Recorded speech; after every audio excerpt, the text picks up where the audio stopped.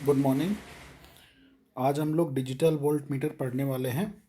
इस लेक्चर में digital volt meter का बेसिक्स डिस्कस करेंगे। सबसे पहली चीज़, what is a digital volt metre?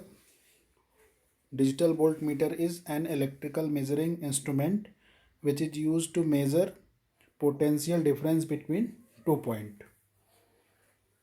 That means अगर हमें दो पॉइंट का पोटेंशियल फाइंड आउट करना है तो हम उसके लिए वोल्ट मीटर का यूज़ करते हैं। वोल्ट मीटर एसी और डीसी दोनों तरह के वोल्टेज को मेज़र कर सकता है।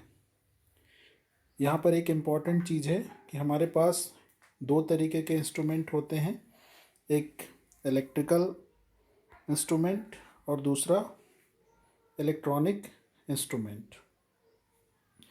इलेक्ट्रिकल इंस्ट्रूमेंट में जो हमारा मेजरिंग क्वांटिटी होती है, जिसकी हेल्प से हम कैलकुलेशन करते हैं, वो करंट होती है।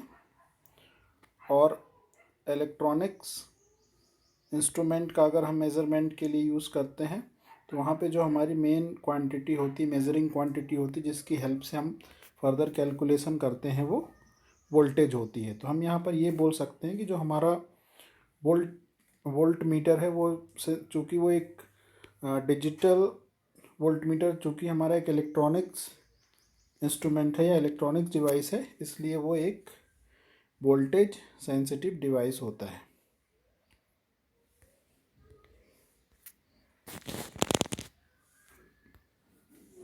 नेक्स्ट, हम लोगों ने पहले कुछ इलेक्ट्रिकल वोल्ट मीटर्स देखे हुए हैं, जैसे कि moving iron type volt meter, PMMC, जिसको हम लोग परमानेंट मैग्नेट मूविंग कॉइल भी बोलते थे, dynamo type volt meter, rectifier type volt meter. ये सारे इलेक्ट्रिकल वोल्ट मीटर या एनालॉग वोल्ट मीटर के टाइप हैं।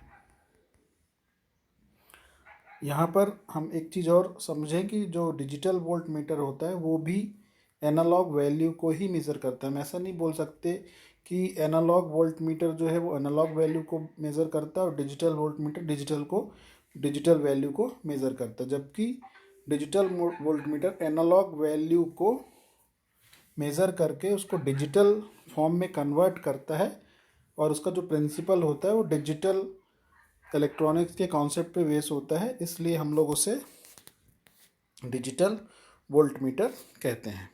तो यहाँ पर ये हमें बहुत अच्छे से क्लियर होना चाहिए कि एनालॉग वोल्ट मीटर और डिजिटल वोल्ट मीटर दोनों ही एनालॉग वैल्यू को मेज़र करते हैं। एनालॉग वोल्ट मीटर में जो डिस्प्ले होता है वो एनालॉग होता है और डिजिटल मीटर में जो भी वैल्यू डिस्प्ले होती है वो डिजिटल फॉर्म में होती है।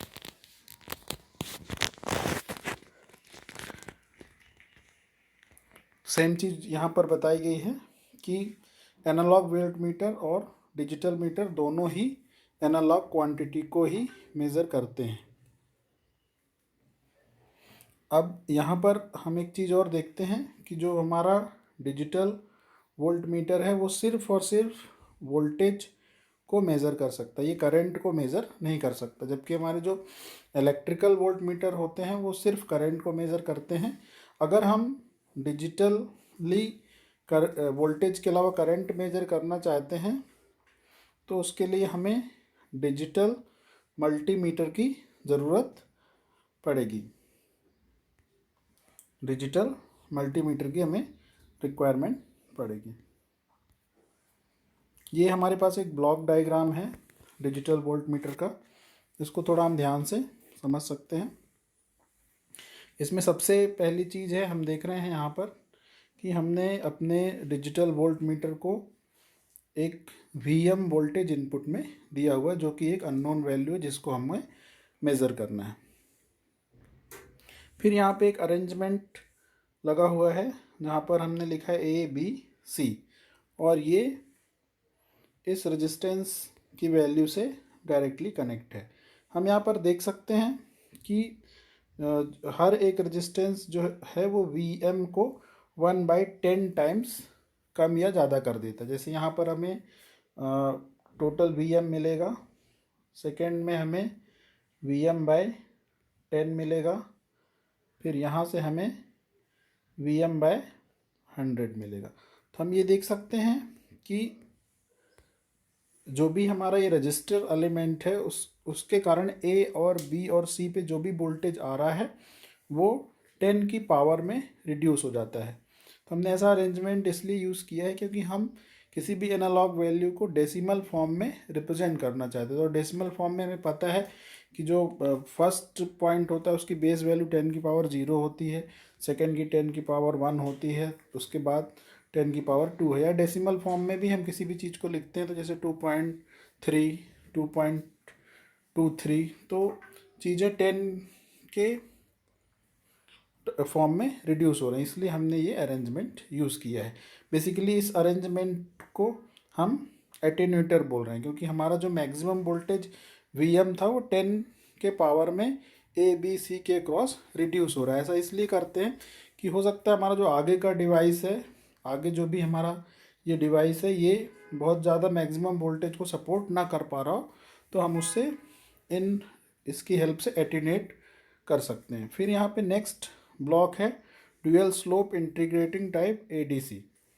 इसका काम है जो भी एनालॉग वैल्यू यहाँ पे मिलती है उससे ये डिजिटल फॉर्म में कन्वर्ट करता है।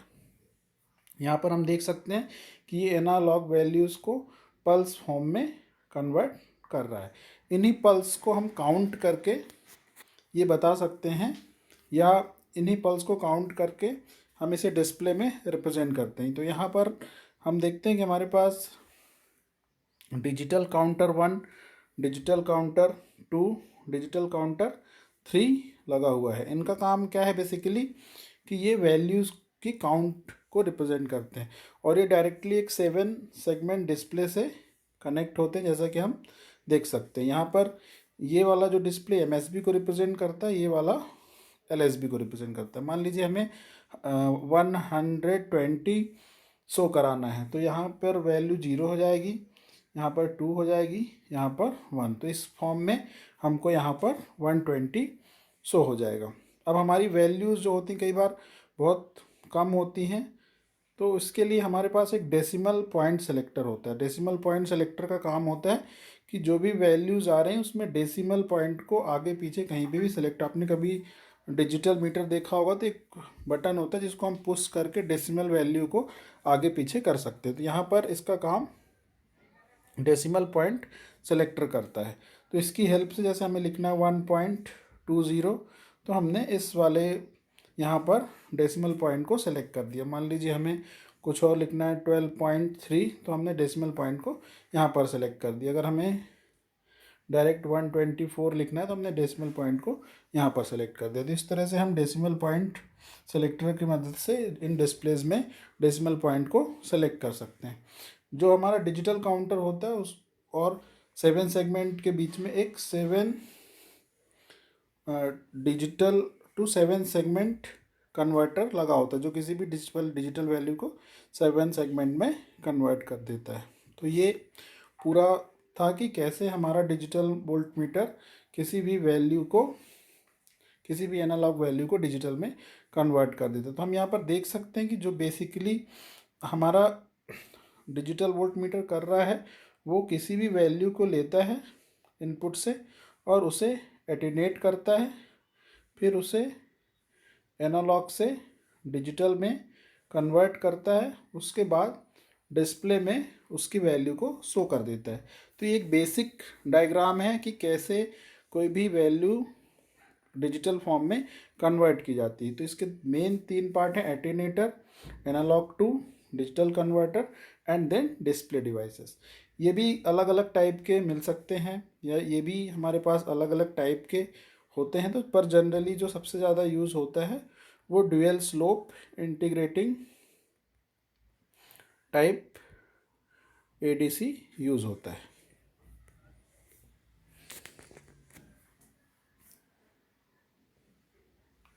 यहाँ पे बताया गया है कि एटेन्यूएटर में जो भी इनपुट आता है वो 10 की पावर में कम या ज़्यादा होता है।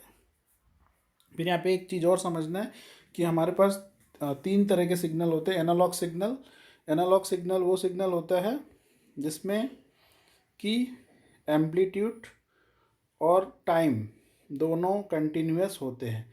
मीन्स एम्पलीट्यूड में भी इनफाइनाइट वैल्यू हो सकती है और टाइम में भी इनफाइनाइट वैल्यू हो सकती है। नेक्स्ट है डिस्क्रीट। तो डिस्क्रीट के केस में क्या होता है, एम्पलीट्यूड तो इनफाइनाइट हो सकता है, लेकिन एम्पलीट्यूड कंटिन्यूअस या इनफाइनाइट हो सकता है, लेकिन टाइम डिस्क्रीट या फाइनाइट होता है। फिर थर्ड है हमारा डिजिटल सिग्नल। तो डिजिटल सिग्नल के केस में सबसे इम्पॉर्टेंट है कि इसका एम्पलीट्यूड फाइनाइट होना चाहिए या डिस्क्रीट होना चाहिए।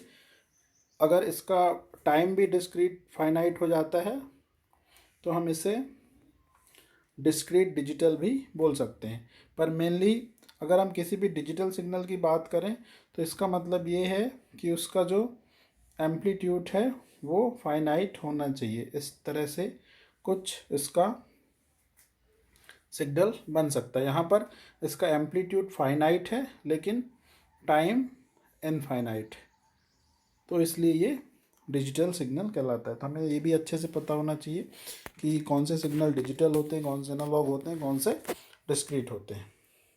Thank you very much.